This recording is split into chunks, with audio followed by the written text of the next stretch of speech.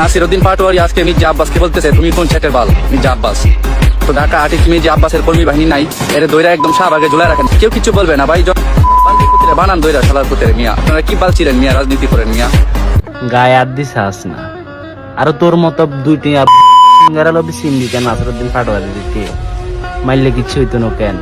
মির্জা আব্বাসও জানে তোর আব্বাস জিগা 5 আড়স ইগাও জানে ইগারে টোকা দিলে কি হইব। ওই জন্য প্রশাসনের মাধ্যমে যাইতে চাইছিল, মামলা হামলার মাধ্যমে, বুঝছিস না।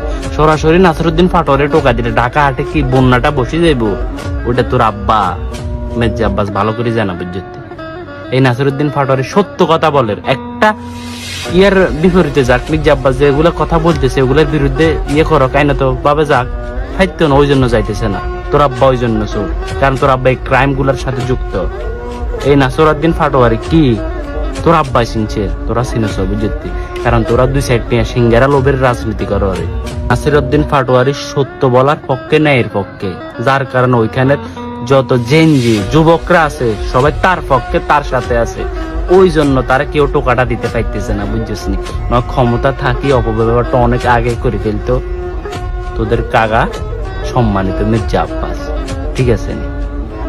তাতে নাসিরউদ্দিন পাটোয়ারির মারি লেভেল লাগার এটা খাইলে তোর আব্বা বউ তাকে করিয়ে দিতে, বুঝছিস না, সম্ভব ন।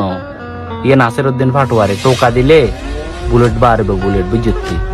এখন সত্যের পক্ষে, এখন সাদাবাজদের পক্ষে না, দুর্নীতিবাজদের পক্ষে না।